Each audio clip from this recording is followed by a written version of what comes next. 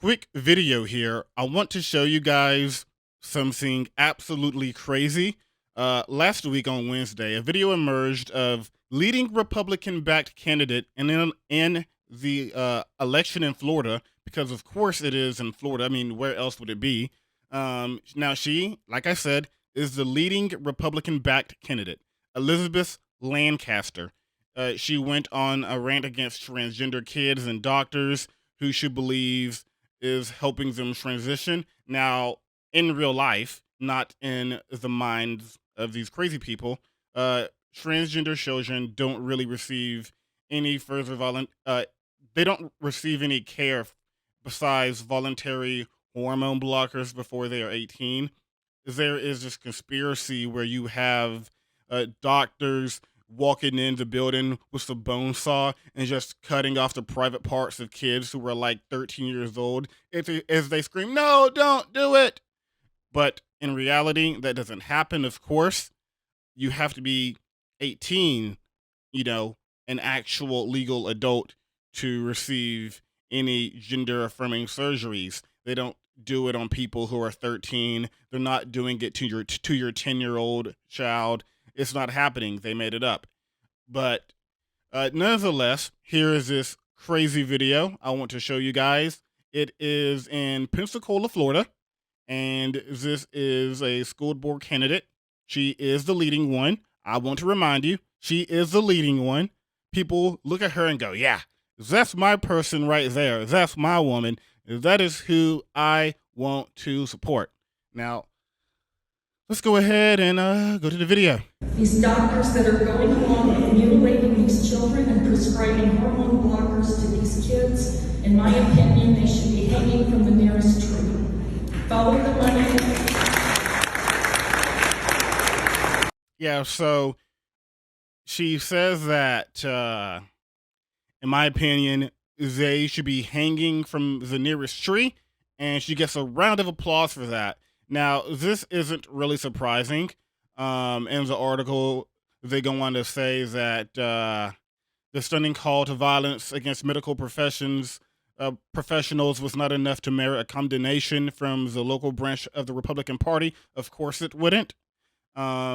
And they only offered a response of no comment when this was brought up to them. But doing acts of violence and talking about acts of violence isn't really anything surprising to the Republican Party anymore.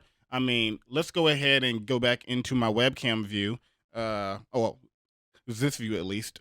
And here we go. I bring this up all the time because it shows how crazy the Republican Party has become. Georgia Representative Marjorie Taylor Greene expressed support on social media for assassinating top Democrats.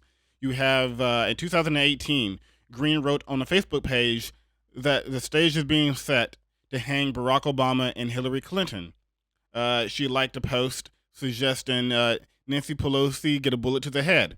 And we have seen more and more and more of these Republicans come out and express support of either Christian nationalism, which Marjorie Taylor Greene also supports. We have seen them dance around the idea of January 6th being anything but an insurrection, especially when we know for a fact now that people had guns. People went there for the intent to look for officials to assassinate. You had a person there who admitted, yeah, I was there to do damage to AOC. I was there to that person was there to kill AOC. They admitted it. So now these ideas are no longer the fringe on the outskirts of politics. This is mainstream. These people are mainstream. These ideas that they spew are mainstream. Look at this right here. This is a line to meet Marjorie Taylor Greene at a Republican event. Let's turn up the volume a bit. Look how long this line is. Look at it. This is 20 minutes into the meet and greet. Look at this. And the line keeps growing, keeps getting longer and longer. Look how long this line is. I mean, this looks like a line to go to Chick-fil-A. And these people are here to support Marjorie Taylor Greene. These people are excited about the BS that she spews, the lies that she talks about, and the conspiracies that she makes up. This is a tinfoil hat, a tinfoil hat convention.